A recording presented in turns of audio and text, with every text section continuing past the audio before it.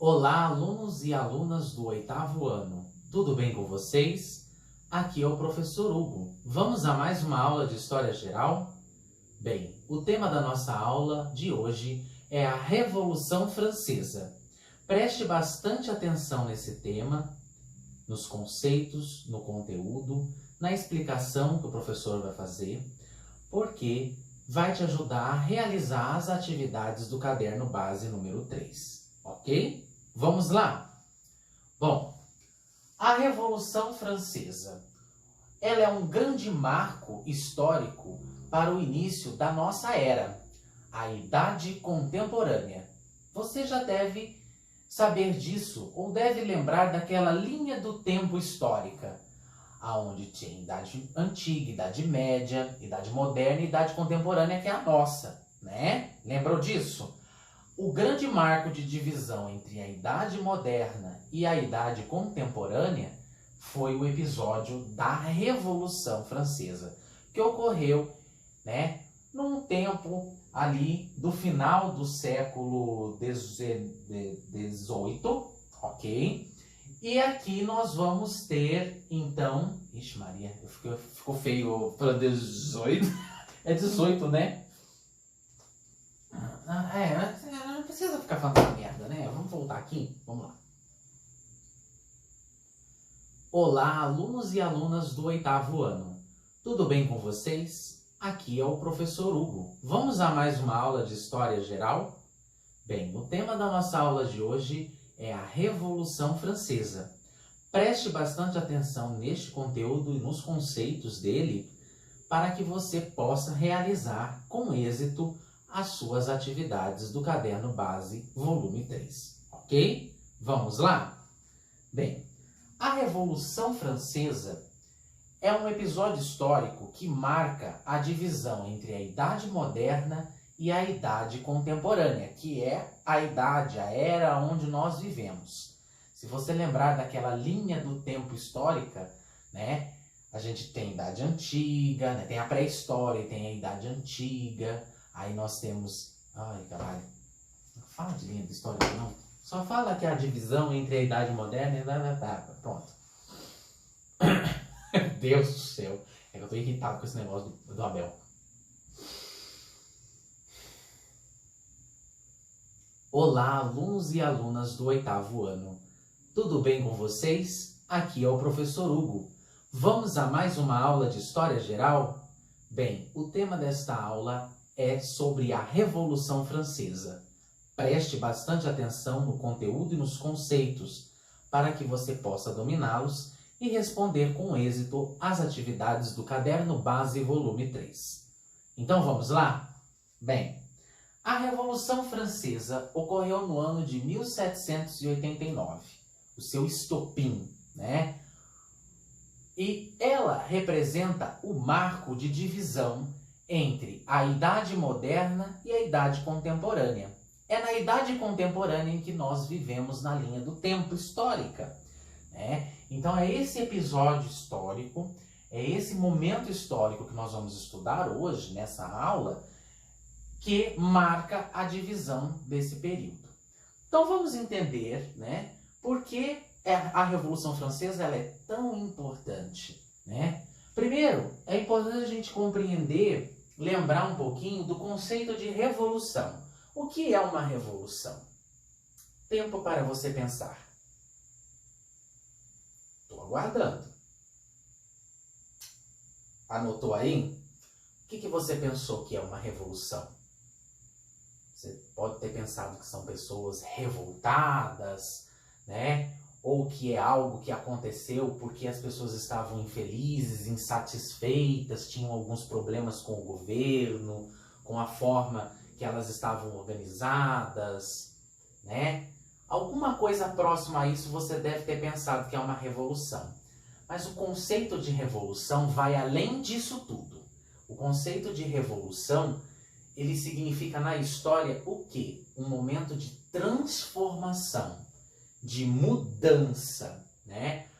É um momento de movimento histórico. Então, naquele momento, ocorre uma transformação muito radical de uma maneira que as pessoas estavam organizadas para outra maneira, né? Então é importante entender que revolução é isso, é um momento de transformação, né? Algo que estava estabelecido, que existia anteriormente, desaba, é destruído, as pessoas não querem mais aquilo e elas passam a se comportar, elas passam a almejar um outro tipo de mundo e transformam esse mundo com uma nova ideia, tá? Então, revolução é isso. E a Revolução Francesa porque ela ocorreu na França, tá? Vamos compreender como que estava o contexto social, ou seja, como que a sociedade francesa estava organizada lá no período dos 1700, tá bom?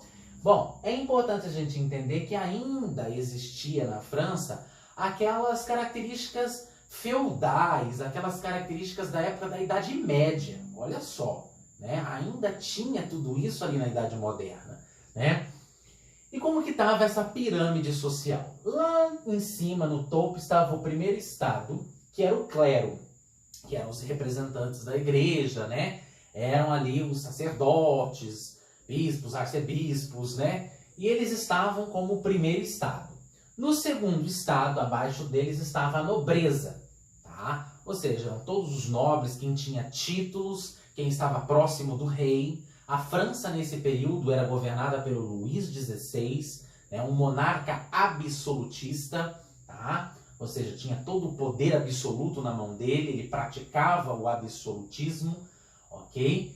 E esse primeiro e esse segundo estado detinham o quê? Os privilégios. Então, eles não pagavam impostos, eles estavam numa posição legal, né? Tinham lá uma vida muito tranquila, viviam em grandes palácios, né?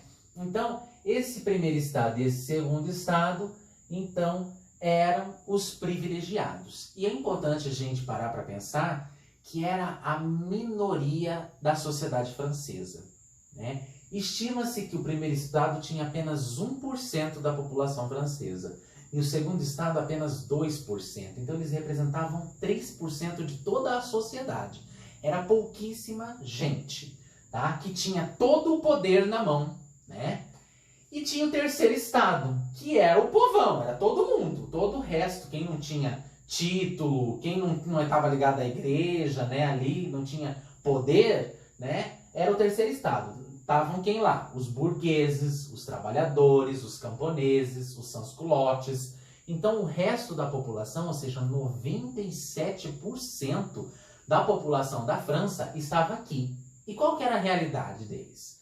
Exploração, fome, altos impostos, miséria e vida difícil. Tá? Então aqui a gente tem uma sociedade, na maioria da sociedade, sofrendo vários processos, né? É quem paga os impostos, é quem paga a vida desses caras muito boa, que tem privilégio, tá? Essas pessoas estão passando fome, elas estão na miséria, elas estão morrendo, elas estão sendo enviadas para guerras e estão morrendo, elas estão morrendo de doenças, elas estão sendo exploradas como mão de obra, né? E essas pessoas, então, elas estão sofrendo muito nessa França desse período do 1700. E aqui, ainda para agravar tudo isso, há crises políticas e econômicas. Então, está rolando ali uns conflitos políticos na França, né? Essa classe social aqui dos burgueses está querendo ter algum lugar aqui em cima, tá? E está ocorrendo crises econômicas. Por quê? Porque a França se envolveu em tantas guerras e o primeiro estado e o segundo estado gastavam tanto dinheiro nos seus palácios, com seus banquetes, com as suas festas, que a França estava endividada, né? Não tinha dinheiro para se manter, né? Porque o primeiro e o segundo estado gastavam dinheiro demais. O rei gastava dinheiro demais, né? E não estava interessado, né, na reclamação do povo. Bom, mas aí o que vai acontecer, né? Eles vendo todo esse problema acontecendo lá, as pessoas começando a se revoltar, a não gostar muito desse estilo de governo, tá? Ali na França, né, O ideal iluminista e burguês está aparecendo, os burgueses estão começando a falar alguma coisa, os iluministas estão, né, jogando várias ideias, que a gente estudou o iluminismo já, né, estão jogando ali várias ideias na Europa do período, então as pessoas começam a comprar essas ideias também, né? E o grande lema da Revolução Francesa foi liberdade, igualdade e fraternidade. Liberté, igualité, fraternité. Tá? Esses são os três lemas, né, da Revolução Francesa. O grande lema, a grande frase, né, que representou. Então as pessoas queriam liberdade, igualdade e fraternidade. Tá? E aí o que vai acontecer? O rei, os nobres, o clero vão falar, bom, nós não estamos bem na fita, vamos ter que fazer alguma coisa. Eles convocam a Assembleia dos Notáveis em 1787. Nessa Assembleia só participou o primeiro e o segundo estado, ou seja, só o clero e a nobreza. Porque eles estavam tentando resolver essas crises aqui. Tá? Aí o que vai acontecer? Qual que é a solução deles? Ah, a gente está endividado, não tem dinheiro para pagar a conta? Aumenta os impostos. Faz esse povo aqui pagar a nossa dívida. É óbvio. Você pensa comigo, né? Você já está com fome, na miséria, está tendo uma vida difícil, está com um monte de problemas e ainda aumenta ainda mais os impostos. É óbvio que isso gera revolta. A população não aceita e começa a se revoltar contra o primeiro e o segundo estado. Para tentar dar uma amenizada, né? Para tentar fazer uma amizade com o terceiro estado, eles convocam então a Assembleia dos Estados Gerais, em 1789. Essa Assembleia falou, tá bom, vem aqui alguns representantes do terceiro estado, ou seja, do povão, tá? Venham e participem junto com a gente, vamos discutir uma solução. Porém, não deu certo. Por quê? Porque no fim das contas, quem tinha privilégio era o primeiro e o segundo estado. Né? O primeiro e o segundo estado tinham 2 votos contra 1 do terceiro estado. Então o que acabou acontecendo?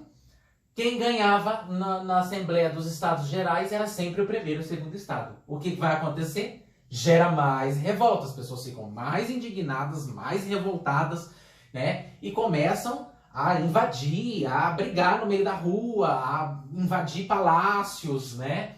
E brigar mesmo pelos seus direitos.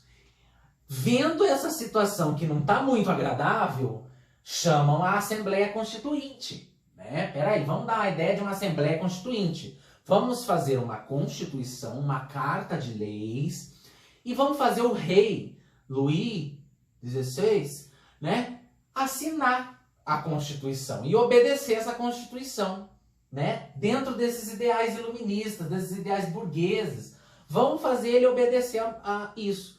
Vamos propor uma monarquia constitucional.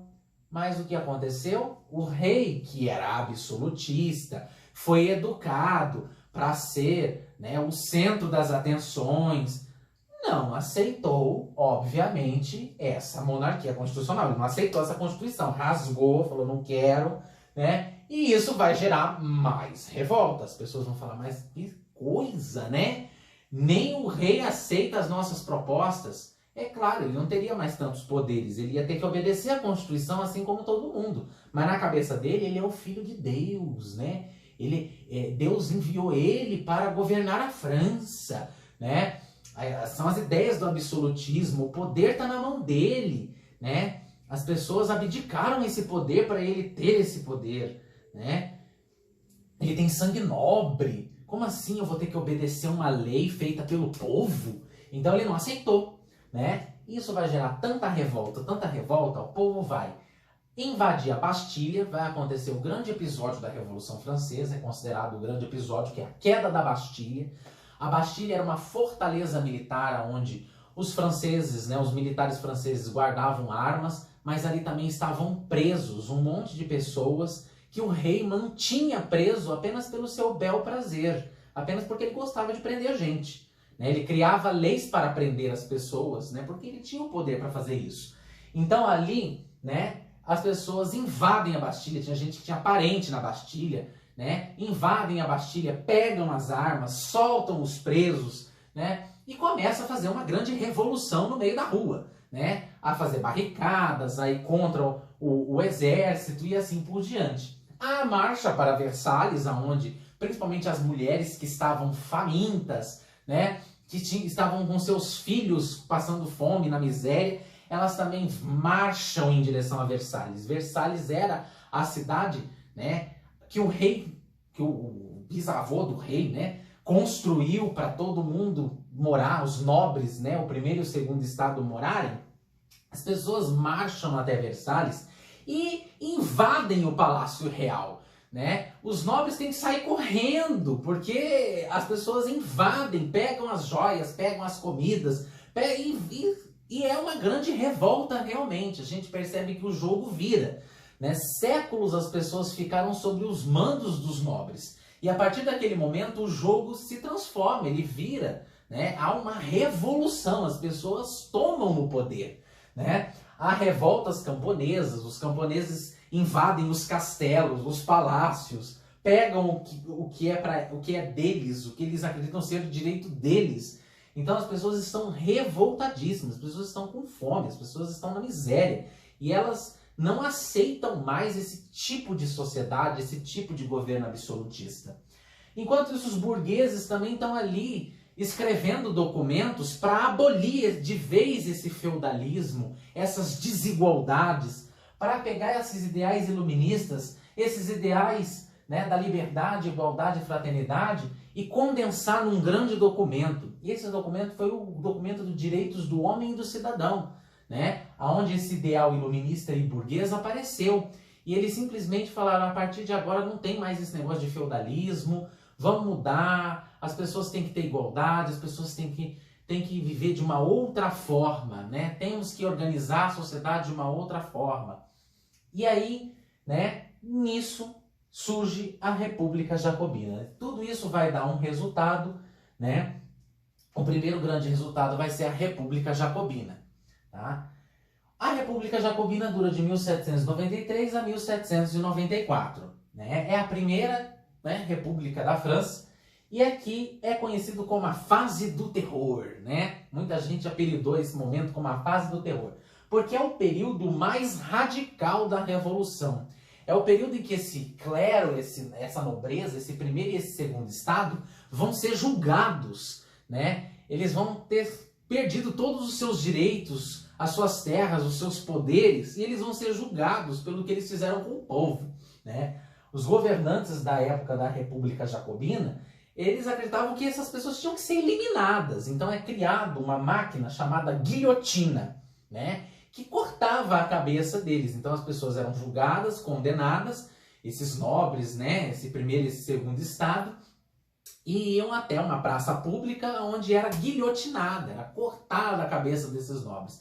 Então é da onde vem aquela ideia, né? Nós temos que cortar o mal pela raiz. Então eles achavam que o mal eram esses nobres, eles tinham que acabar com os nobres, né? E é importante a gente entender que esses nobres também não são inocentes. Primeiro que eles fizeram a população sofrer por muito tempo.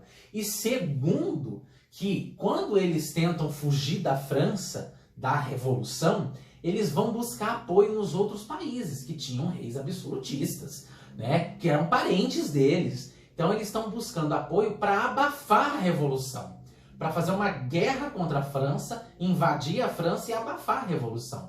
Então, os jacobinos falaram, não, vamos pegar esse povo, vamos prender, vamos julgar e vamos guilhotinar eles e acabar com a festa deles. Tá? O grande governante desse período é o Robespierre, né? Que é conhecido, né, como o grande governante da época do terror mesmo. E é até interessante porque o final, né, o Robespierre acaba sendo guilhotinado. Por quê? Porque o Robespierre acabou guilhotinando gente que não deveria guilhotinar, né? Então ele foi lá, você não gosta de mim? Então tá bom, vamos pra guilhotina também. Então acabou acontecendo algumas injustiças no meio disso tudo. E algumas pessoas também se revoltaram contra ele e ele acabou sendo guilhotinado no final das contas. E acaba então a República Jacobina. Dura até bem pouco tempo, como você pode perceber. Depois da República Jacobina vem o Diretório. O Diretório é uma reação dos girondinos. Agora você deve estar perguntando, professor, o que é jacobino e o que é girondino? Boa pergunta. Até porque aqui não está especificado isso, não está explicado, mas eu vou explicar para você. Os jacobinos, eles eram uma parte política, né, do qual eles eram mais radicais. Então eles queriam uma revolução, eles queriam uma transformação e eles queriam cortar o mal pela raiz, né? Eles queriam reformas muito mais fortes do que algo somente leve, entendeu? Então o jacobino ele era mais radical. E normalmente eles se sentavam nessas assembleias à esquerda, né? Então eles queriam transformações mais radicais na sociedade. Inclusive essa República Jacobina, embora foi conhecida como a fase do terror, né? Para o povo, ela não foi conhecida dessa forma, ela foi conhecida como uma fase de prosperidade, porque muitos direitos das pessoas foram conquistados nessa República Jacobina, tá? Os girondinos se sentavam nas assembleias à direita e eles normalmente tinham uma opinião mais leve, uma opinião que não precisava transformar tudo, dava para manter algumas coisas, não precisa sair matando todo mundo, vamos assim dizer, né? Então os girondinos eles não gostavam muito dos jacobinos, e os jacobinos tinham opiniões contrárias aos girondinos. É daqui que vêm as ideias políticas, né? Claro que isso se transforma com o tempo, mas é daqui que vem a ideia do que seria a esquerda e do que seria a direita, né? Então a esquerda quer realmente algo mais profundo, transformações mais claras na sociedade. E quem se senta à direita normalmente quer uma transformação mais leve, dá para manter algumas coisas, conservar algumas coisas, né? Então é daqui que vem a ideia, vem lá da Revolução Francesa. Se você já ouviu alguma coisa de esquerda e direita, é justamente daqui que vem essa ideia. Então, lá na República Jacobina, os jacobinos que governavam. Os girondinos tomam o poder depois do fim da República Jacobina. Então, é uma reação dos girondinos. Os girondinos são esses conservadores, eles são, né, têm opiniões mais leves sobre a Revolução. E aqui, eles têm apoio militar, né? Então, é um período que há muitas vitórias e controle militar da França. Principalmente porque é o que eu falei para você, esses nobres e outros países que eram vizinhos da França começaram a olhar a Revolução e falar: isso aqui pode acontecer aqui no meu país, eu não quero ser guilhotinado. Então muitas guerras acontecem contra a França nesse momento. E o período do Diretório é um período de vitórias. Então as pessoas acabam dando um apoio também para os girondinos nesse quesito. Um dos militares que se tornou muito famoso nesse período vai ser o Napoleão Bonaparte. E aí nós temos o grande desfecho da Revolução Francesa, ou seja, o grande fim dela, que é o golpe de 18 de Brumário. Napoleão Bonaparte, através de um golpe de Estado, apoiado pelos girondinos e pelos militares, assume o governo da França como imperador francês.